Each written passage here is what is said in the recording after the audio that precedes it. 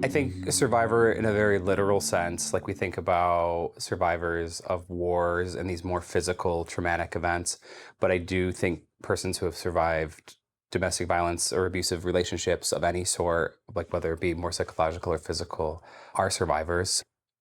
It's not a title I bring up all that often, but I do consider myself a survivor of that because I got out of a situation that could have gone on. I mean, went on over 10 years, and it could have gone on the rest of my life. I started therapy to get out of that situation and then worked through getting out of it and then continued therapy afterwards. So I would definitely consider myself surviving that event or that portion of my life. People don't, I don't want to say they would want to downplay, but I think when you get used to maybe putting yourself second or maybe even lower than that, you maybe don't want to take on that title. Maybe it seems too grandiose for some people when they're used to putting themselves not as a first or priority.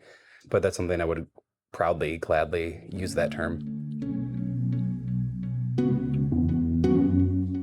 I know for myself, I feel like people often go into things with a very blind, like binary way of thinking. So it's like if it doesn't fit into this, it's either this or that. And I think abusive relationships can be so complicated because there's like psychological abuse, physical abuse, somewhere in between. And manipulation. So I think it's really easy to get overlooked or to be ignored or to maybe be seen as like, oh, that couple like bickers or they don't get along or don't see eye to eye when like there's actually something deeper going on. So I think often with my situation, it wasn't understood because I was constantly defending it.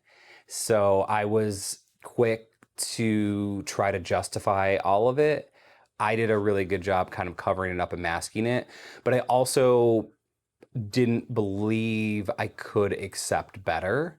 So I think that's a big part of growing up in a household where, homosexuality, queerness wasn't accepted. The bar was really low for me. I did a really good job of not allowing people to see what was going on because I don't know if I could even process or see what was going on. And that was maybe denying myself other options or a more happy future. I don't think I could see it for a long time.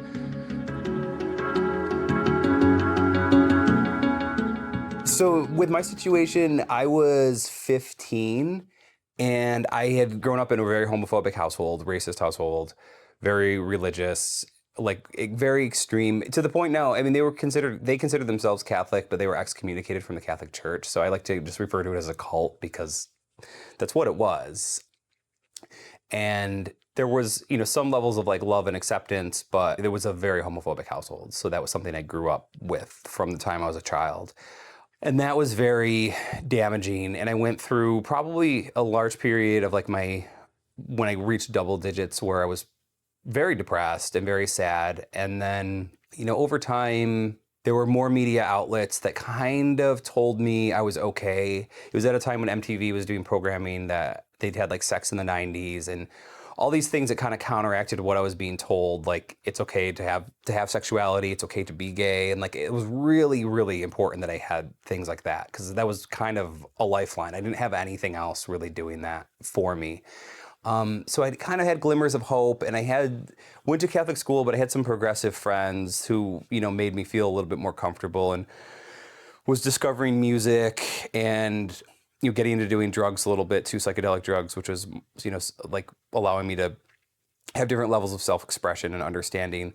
But when I was 15, I met a man who was 36 at the time. And for me, as soon as he showed me like any sort of attention, that was it for me. I couldn't have imagined, because I never imagined that I could have any sort of like love or companionship, sexuality, all kind of intertwined, not really understanding the differences of them, and with no education, no emotional education, no sexual education, because Catholics. So yeah, so when I met this man, really quickly, he put on me that I was like his only chance and his only hope, and he'd given up on love. As I've reached that age of like 36 and, now I'm 41, I'm like, holy fuck, like who would want to... I I don't want to sound messed up if I say this, but I understand because queerness is so shunned and off to the side that very often people's first sexual experiences aren't always age legal. And that to me, I'm not saying that's fine or okay, but it's just a fact that I've learned over time from talking to queer people. And that I can kind of deal with better than this person trying to date a 15-year-old, which is absolutely crazy. So yeah, very quickly he had planted the seeds of like, this is it. This is the only thing for me. And me not having ever seen a queer future or a gay future of any sort just was all in. I was absolutely all in. And the manipulation started really quickly from the beginning. So as I turned 16, my parents were in the process of divorcing. My mom was moving out and moving to a different state. So I had paperwork signed that I could just get my own apartment. And I dropped out of high school and started working full time. And very quickly I was supporting this person too. That was the dynamic of like, he had me believing that he was keeping my life on track and in order. And in some ways there were some things he protected me from, but it was really manipulative and it was very one-sided, and I was the one, supporting him and, financially and emotionally. And there was no sort of equality. There was no, I wasn't able to explore or grow. Everything was always on his terms and what he thought was okay and what he thought was acceptable. Within a year or two, it's sort of hard because it was so long ago to think like when it started, but like the yelling and his just like his ability to control any and every situation. We were living together. There was like we had a roommate and my brother and myself, and then we lived together for 2 years, and I think it got worse when we moved into another apartment. It was just the three of us, and he got into a physical fight with my brother because my brother had kind of had enough of this sort of like this person ruling our lives and just kind of his way or the highway. So my brother stood up to him and got into a physical altercation with him, and that sort of put a wedge between my brother and myself for a few years. And then at that time, it was sort of he and I against the world. So having my brother out of my life, who was like my best friend and the person I spent the most amount of time with, really allowed him to be more like the only presence in my life. And at that time, I was working full time and working overtime and just supporting him and myself. So we were there for a few years together, and then my father passed away when I was 20. And at that time, he was caregiving for my grandfather. So my grandfather needed a place to live. So Mark, or the Yeti, and I took on my grandfather. We bought a house and took on taking care of him. And that was like really when he locked in control, because he was really good taking care of my grandfather. And, I'm like 21 and my dad had just died and I'm just trying to figure out life. And there was just no room for real development of what a 21-year-old should be able to do or experience or see. And I remember when I would articulate that and say like this isn't fair or this is manipulative or whatever it is, he would just like laugh at me or taunt me, but always kind of had like held all the cards. But yeah, it was just a really, really awful person, and never stepped back and looked at what my needs would have been or what I needed to be a well-adjusted adult. And eventually, because I was a bit more independent at that time, I was able to meet people who like were able to spark that this wasn't okay and that the situation hadn't been okay and it continued to not be okay. But I had my big aha moment for how awful the situation was when my niece turned 15, because I was like, I'd always defended this relationship, the situation, that he had, kept me on track and he was there for me when my parents weren't there for me. But like in hindsight, my parents were never actually there for me. And when my niece turned 15, I was like, wow, if she was dating a 36-year-old right now, I would not be okay with that. And that's a similar situation I've heard from other survivors where like they're okay with what happened to them as a kid, and then they have kids and they're like, okay, well, if someone did that to my kid, I wouldn't be okay with that. So that really resonates with me. And I get very frustrated when people don't accept people changing their narrative, because it's like you absolutely have the right to, and your perspective shifts. And often perspective shifts slowly, but sometimes you just have that like aha light bulb moment, and that was one for me, where I was like, what the hell am I defending here? And at that point, I was taking care of him, and still being very manipulated. So, in terms of the abuse, things were physical maybe a couple times, but it was mostly psychological and just control and manipulation. And I don't spend a ton of time thinking about what his intentions were, like whether it was subconscious or conscious, but it was very, very awful, and very like to want to control somebody that much, just completely. There was a lot of deprogramming to do. I think like around 24, 25, I was still caring for Mark, but had met somebody, and we started a relationship. And I was like, well, I have my ex in my house. I'm still taking care of him. And he was good. We were together for just over a year, but he was good at kind of pointing out that like I really needed to wrap up this manipulation. I had gotten into partying a lot in like a really self-destructive way, not in like a hippy dippy find myself way. It was just like escapism. And I did chemical dependency therapy for a couple sessions, and I was like, I don't really think this is like what's going on. I didn't feel like it was for me. And I connected with a therapist who was really getting to the root of the problem, and she was great. And Lisa like completely sorted me out, because I went to her and just said, like, I know I need to get this person out of my house and out of my life, but I can't face it and I can't do it. I don't know what to do. And like, I saw her every week, if not more than one session a week, if I needed. And she really helped me get him physically out of my house. And to lean into the support that I had some really good friends in my life who like showed up and helped me pack him up and get him out of my house. But what I learned through therapy really helped get me to where I am today. Getting him out of my life was really important for me moving on and continuing therapy after that.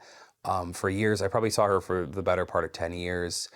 And then, just to work through that whole situation and figuring out how to prioritize myself, and just a lot of healing from not having that time period of my life for myself. And I remember people periodically telling me, like, this is not okay, it's not acceptable, but I wasn't really ready to hear that or able to hear that. And that's something that's carried over to how I try to communicate to people now. If I see somebody in a bad situation, whether it be related to a relationship or something else, trying to talk to them in a way where they have open ears so they can actually hear what I'm trying to say, and like not saying it at the wrong time. Like actively listening and in a conversation to like maybe prompt them to get reflective and have them come to that conclusion, versus like, this is good, this is bad, this is what you should be doing. There's a younger gentleman who's come into my life recently. He just turned 23 and had been in kind of a similar situation from like 19 to 22, and eventually kind of saw through what was happening, with an older person, supporting them, kind of similar things without the underage component, and was able to break out of that relationship. And it was really nice to see that and to see how he's developed, and just celebrated his first Pride out in Buffalo this past weekend, and just to kind of like be there and be supportive, but also I'm seeing there's certain lessons that he needs to learn in life, and he kind of has to like figure them out. And then as things like flop or fail, like we have his back, and introducing him to good people in the community that can look out for him, so he can learn these lessons. Because that was one thing that Mark used to try to do with me. He would be attempting to protect me, or like something that he was probably right, but he would just like scream it at me. So at that point, yelling isn't really a form of communication. So as soon as like a voice is raised, I can't really hear. Like I stop listening and just get emotional. So there had been like this element of, I mean, I hate to even say it well-intentioned, but I think there was in some twisted way well-intentions coming from Mark, but ended up being very selfish and misguided and self-serving and manipulative and just unhealthy. There's been a lot to undo because if we think of like 15 to 25, there's so much development that happens there, and like constantly being under somebody else's watch and having to report in, and just this completely controlled mental environment that I lived in, and physical. And the thing I said about the active listening and trying to like be a better mentor for younger people, especially it tends to be in the queer community, it applies to other things, for them raising the bar standard for what they accept, driving the point home that like people don't have access to your body. And I think this is something a lot of teens and early 20s could use to hear and have reiterated and driven home. Like, just because someone showed you attention or it feels good or whatever doesn't mean they have access to your person and your body. And I've just been trying to drive that home a lot in a way that people can hear it and understand it and process it, because it's really important to have people raise the bar for what they accept. I think young people are really susceptible.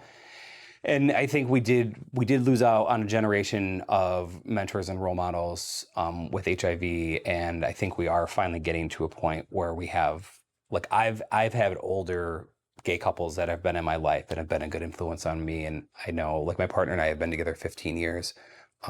We can be a good role model for other people. And that's something that we really try to work on. My partner of 15 years, he was like so instrumental to helping me deal with this stuff. And he would just like physically get me to calm down. Like, he would hold me and be like, you can relax, because I was just so tightly wound from all those years of being on edge. And that was really key. And I'm still like, I can be a bit spastic and tightly wound and uptight, but I also know it, and like I'm aware and I catch myself, and like it's been a lot of therapy, but that was really important to have somebody like look out for me in that way and show me that level of kindness and patience. And he's a very easygoing person, very happy-go-lucky and just like kind and sweet. And that was like a great balance off of, the situation I just come out of.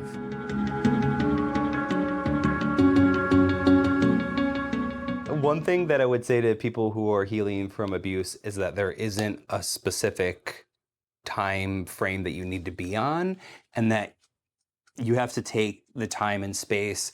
There's not a specific calendar or like a date or time to how these things work. I like to use the analogy of like crawling, walking, running. And I feel like when you're first getting out of a bad situation, you're crawling because you're new, fresh to being out of it. So if you experience hardships or setbacks, whatever they might be, little or small, you don't fall that far. You're already low to the ground. When you start walking, if you fall, it's not as it's you're higher up, so it's a little bit of a harder fall.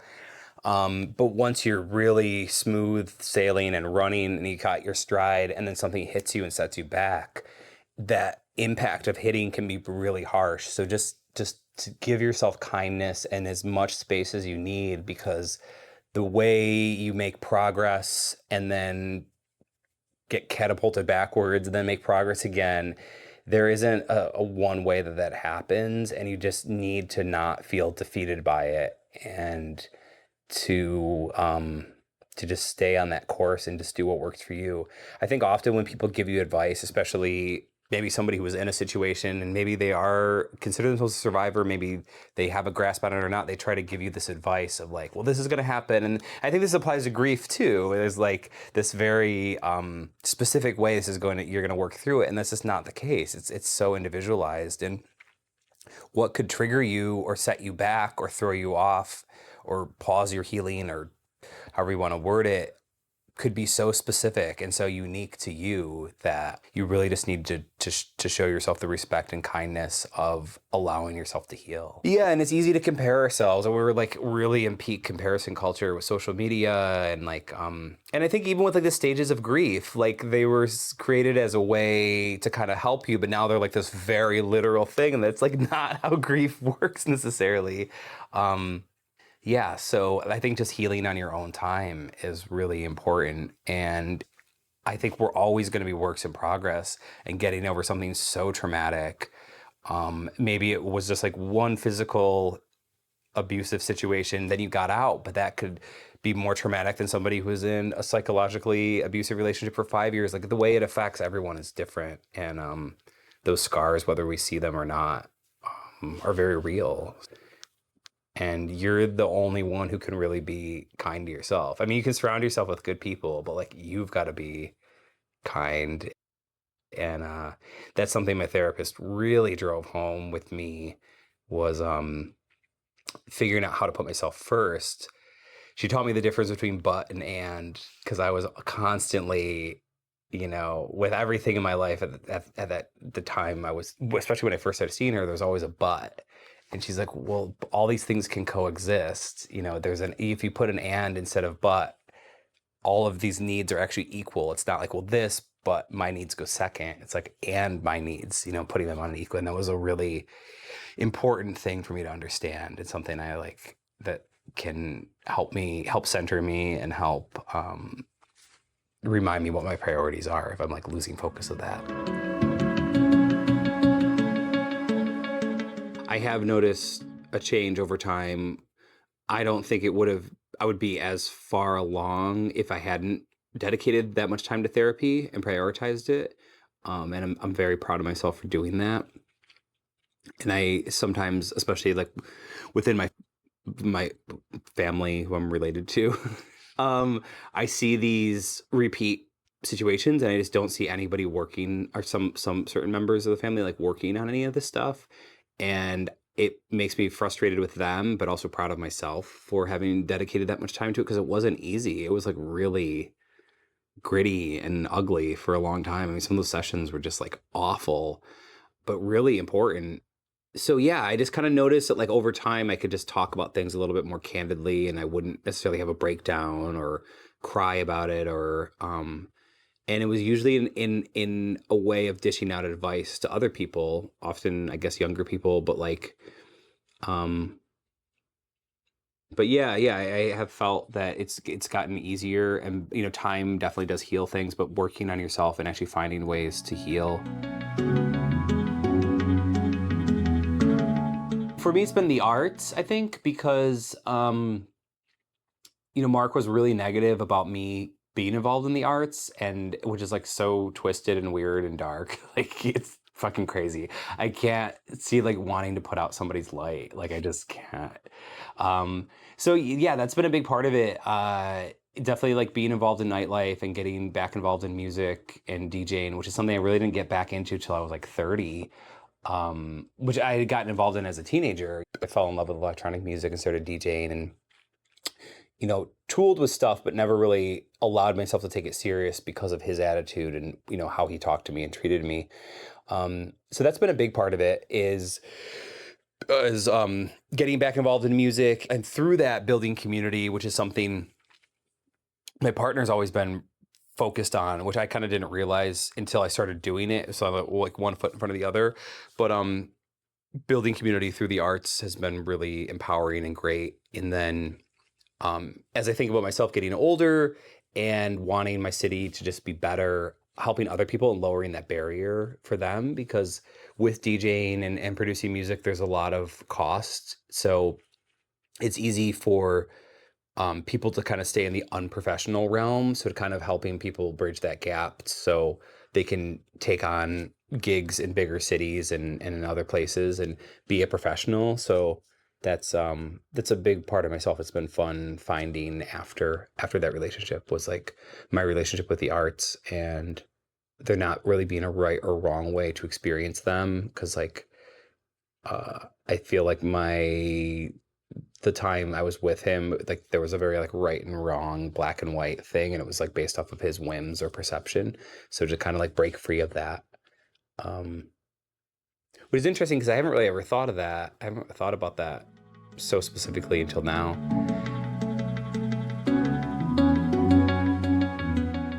I think with queer people, we're often thrown to the wolves, which is sort of how I feel like with what happened with me. And especially like once I was out too, I think my parents were just sort of like, we don't want to deal with this. This is just too complicated. Like, we're good. So I think it's important that we do look out for the youth all the way around, but especially within the queer community, because very often they're just like overlooked and kind of thrown by the wayside. So I think we don't get the representation. I mean, if you think about like when we think of domestic violence, often we think of male, female, and with queer people, our stories are so unique, and I think it can be hard to kind of find your tribe, but to work at it and to have a higher standard and to not just accept people who are nice to you, or that's good, and there can be surface level friendships, but to really feel understood and to find your tribe and where you fit in, and that can change too, but the better your peer group and the company you keep is, I think that's really going to help you be the best version of yourself and work through things. Because I think when you feel understood, I think that's a big part of the queer narrative is not feeling understood, because we're just othered a lot. So it might be easier for like a male presenting gay man than like a trans kid or somebody in a different part of under the queer umbrella. But yeah, just to really surround yourself with people with symbiotic relationships that actually stimulate you and help you work towards your healing, and people who respect you and respect your process. Because we do often have to choose our own family. And I think that's why abusive people, there's so many predatory people who can take advantage and exploit you, because more often than not, you're not supported by your family and don't feel loved. Even if you're maybe physically supported, you don't necessarily feel loved or understood, or not every parent, family situation does it right. So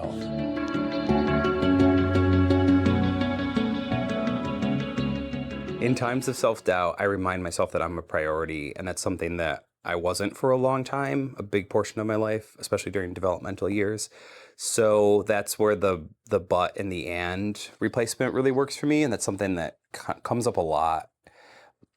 I do need to keep my needs on par with what other needs might be, or what other things need to happen. And I think that's like a way for grounding and reminding myself. And sometimes it's been harder than others. I speak as somebody who's proud of who I am, and I speak as somebody who has overcome a lot and learning to ask for help and actually accepting it. I speak as someone who wants better for our community and wants to bring people together and see their potential and have a higher standard for what they accept. I speak as someone who believes in bringing people together and finding community outside of the traditional family realm, which often rejects us. And at this point, that's pretty much been what I would consider my life's work, like what I've done in the last 9 years and the experiences people have shared with me. I know I've made an impact on a lot of people's lives. I, by no means am I fixed, but I speak as somebody who has survived and figured out ways to thrive, and I'm lucky. I've had people who I've been able to surround myself with. That isn't luck. That was like something I've worked towards, but surrounding myself with people who stimulate and